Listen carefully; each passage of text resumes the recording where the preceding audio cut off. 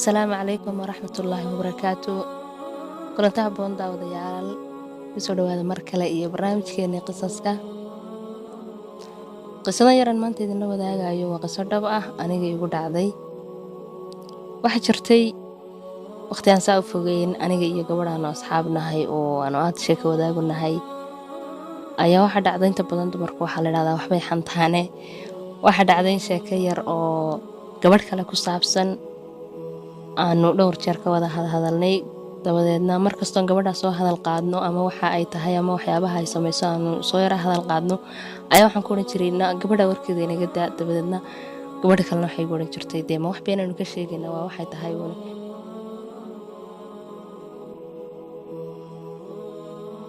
dabadeedna habeenada ka mid ah anigoo yara dhibsanaya gabadha warkeeda oo aanu yaraha soo hadal qaadnay laakiin aanan xan u arkaynin anagu aanu waxay tahay uun yara sheegaynay ayaan habeenkii dambe seexday markaan seexday oo aan in muddo hurday kowdii habeenimo meelaha ay tahay ayaa waxaan la kulmay wax cajiib ah oo aan maskaxdayda ka bixin marna waxa igu dhacday aniga iyo gabadhii aan wada sheekaysananay lafteedii ayaa meel wada soconay dariiqa dabeedna gabadh yar baa naga soo horbaxday oo yar oo aan weynayn gabadhii yarayd wax allaala wax na tusay ma aqaan waxbaa nagu qaaday gabadhii waanu dilnay adigu jirkeedii baanu hilib noo muuqday oo hilib aanu aad ugu hunguri weynayn oo yacni aad ugu hamuun qabnay oo jirkeeda ka mid ahoo jiidh ah oo kuskusan oo dhowr qaybooda baanu gabadhii ka soo goosanay bac buluugaan ku soo ridanay gurigaygii baanu la nimi dabadeedna waxaanu isnidhi karsada xaafadii soo jeedaanu nimiyo meel dab u shidan yahay dabeedna dabka cashaa saarnayd waxaanu isnidhi yara sugaa intaa cashadaasi bislaanayso hilibkii baan halkan dhiganay dadka sheekadoodii baanu ka qayb galnay oo xaafaddu way caweynayso fiid bay ahayd dabadeedna xaafadiisaanu sheekadoodii u dhegaysanayno una dhibsanaynay dadkan may hore u seexdaan may hore dabka idinku banneeyaan oo aanu waxna qarinayno oo bacdii dhinacayagan taallo aanu qarsanayno ayaa waxaa dhacday werwer iyo walbahaarba horta aniga markiiba lay tabiyey anoo cabsanaya oo qofkii albaabka soo garaacaba isla talo meynantii yarayda disheen baa la doonaya ayaa waxaa dhacday xaafadii iska hoyatay cashadii baa la cunay dabadeedna aniga tii wax isla sidnay baa digsigii iyo wixii soo diyaarsanay waxaanu isnidhi hilibkii markaan isnidhi karsada oon digsigii wixii baa hello dabkiina loo baneeyey ayaanu bacdi furnay dabeedna hilibkii wuu qurmay wuu xumaaday dhiig madow buu yeeshay aad buu u urayaa dabadeedna waxaanu nidhinaa markiiba waxaa maskaxda ku soo dhacday oo aan gabadhii ku odhinayaa hilibka dadku markiiba wuu xumaadaabaa la yidhi ma cuni karaynee aynu tuurno dabeedna waan walwal iyo cabsi baan ugu jirtaa waanu cabsanaynaa wixii hadla wixii sanqara wixii albaabka soo garaaca in annaga una raadinayaan baan u malaynaynaa sida loo yidhaahdo qofka markuu qof dilayo miyir ma laha laakiin markuu dilo kadib ayay cerkiyo dhulku u dhaqdhaqaaqaan aniga iyo gabadhii khaasatan aniga aad baa cabsida iigu badatay dabeedna hilibkii oo yacni aanan karinin markaa laakiin bacdii ku jiro xumaaday oo madoobaaday oo aad isu bedelay ayaanu qaadnay meel dooxa oo naga dambaysaanu isnidhi geeya waddadii aanu sii soconay intii aanu sii soconay ayay bacdii meel ka dalooshantay deedna dhiiggiiba saa u daatay waddadiiba saa u qabsaday hilibkii baan sidaa gabadhiina waxaan ku leeyahaynaa meesha inaga soo yacni cagaha kusoo baabi'i dhiigga wax saasa hilibkii dooxii baanu geynay dabadeedna gurigii markaan kusoo noqonay waanu cabsanaynaa weliba anigu aad baanu cabsanayaa aad baanu fikirayaa haddii xitaa cid nagaba shakisanayn cabsida iyo walwalka iyo fikirkayaga ayaa laga shakeeya anigu nolol oo dhan waan ka quustay adduunyo horumar waxbarasho yacni wixii markan aan noolaa aan ku fikiray markan horaan caadiga ahaa aan ku fikiri jiray oo dhan way siiroo garoobeen qof dilay baan ahay qof aakhiro yacni rajo iima taalo adduunyadii waxaan weliba kasii xunnahay inanta yar marka hore aan dilay haddana hilibkeedii aanan cunin waxaanu isku leenahay nafteedii unbaynu qoonsannay waxba kamaynaan faa'iidin wax saasaan isku leenahay waxaa dhacday anuu halkaa ku jiro oo nolol adduunyo iyo mid aakhiro midna aanay ii muuqanin oo aad u cabsanaya oo werwersan oo murugaysan oo yacni nolol adduunya nolol aakhiro midna yacni aanan rajo ka qabin ayaan indhaha kala qaaday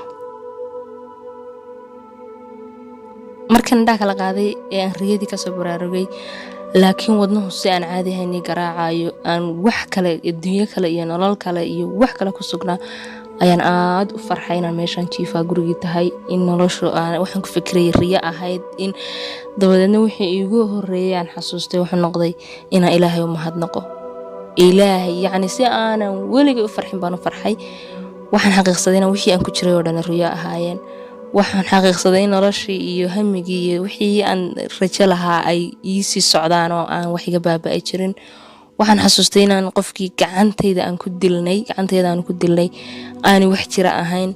oo aanan maanta gacan ku dhigla ahayn yacni rajo markii hore ceel ku jirtay ayaa ii soo noolaatay dabeedna shukri ilaahay baan u shukriyey waan kacay 2 ragcaan soo tukaday ilaahay baan aad iyo aad ugu mahadnaqay aad iyo aad baan u farxay hurdadu kuma noqonin oo kuma baan noqon karaynin cabsida iyo argagaxa iyo sida xaalkan ku sugnaa waxaan bilaabay inaan isweydiiyo riyadani maxay ahayd maxay ka macna ahayd deedna waqtiga habeen bay ahayd oo cid ma weydiin kareenine anaa fikiray markii aan fikiray wixii iigu horeeyay maskaxdayda ku soo dhacay wuxuu noqday xan waayo waxaan cunaynay iyo waxaan karsanaynay hilib qof buu ahaa markaan gartayna waxaan xan ahayd waxaan isweydiiyay yaad xamatay dabeedna dib aan isugu noqday adigu markaan fikiray waxaan xasuustay gabadhii aanu maalmahanba adigu wiigan oo kale ama caawa ugu dambeysay aanu hadal haynay dabeedna inkastoo marka hore aanu islahayn wax weyn kamaydu sheegayn ama xan ma ahayn haddana waxaan markiiba isgarwaaqsaday oo aan xaqiiqsaday in يعني إن القف وحكي الشيك تاني وحي رهين وحيقول سود على شيكدي قصتي دحمرتي نبي الله محمد عليه الصلاة والسلام يجبري فاطمة هيد إنه وحياة بدنا إنه يلصنوا أما قف قابن قف كاس بورية قف كاس وعريان قف كاس إلا إيه وحاسو كلا إنه قاعد بينه ديت كما قاعد بحناية وما نقانو وحوين لكن قصة كده حد عدي باجرتي نبي محمد عليه الصلاة والسلام يجبري فاطمة إن قصة نصفي عنه هينين أو هيد إن فاطمة قبل من المرسي وحكي الشيك بدنا نبي محمد ويري يعني هلب كده بعد عنتي أمسي عنفت هذا دي بطلقو دادي يليق بيسو بدل لهاد قصنا عاصما حسوستي مركزان قرتين عن دين بيكو جري oo gabadha waxaan ka sheegay in marna aanay wax sax ahayn ugu dambeyntii waxaan xaqiiqsaday inaan dambi ku jiray sidoo kale waxaan xaqiiqsaday inuu Ilaahay ii digay oo sababtana aan u maleeyay marka hore aanan aad ugu fogaaneyn ama aan gabadha ku lahaana inaga daayo kale oo qalbigayga oo diidana sababtaas aan u maleeyay in Ilaahay igu digay waxaan kaloo ka faa'iiday in markasta oo aan sheekaxan ah la yimaado ama aan anigu u dhaqaaqo inaan qof wax ka sheego in aan bacdi madoobid iyo argagaxiyo walwalkii iyo cabsidii xasuusto iyo ka quusashadii nolosha ee aan waqtigaas soo maray sababtan muuqaalkan uga duubayaan waxa weeyaan in qalbigayga ku sii nagaato sidoo kale idinkana ay wacyi gelin iyo digniin in idinku noqoto inteena wax ku qaadanaysa كريمو الله يو كافيو رحمانو كليجي ودودو متك كونكا أو ميك ليتهاي قران كذا كذب كذا سيو متكان كهاني يرمض بريدي كلام كمركي أنكت سورنا نوجديك كلايلكو متكان روحنا كافتون وليجي كو أراني وحكستو ودونا ومتك كون يراهدي أمركي سكليو أديكا كبيرو كربدي حنون كي عيل كان بيجي حلي ريو إيجو كوبي سومان كذيد من الدنيا korkeedu cabsi kuma imaadeen kulankaaga aakhiro adiga kariimow dhiig iga koryeelay tawba kaamilkayga xanta iyo ku noqodkeed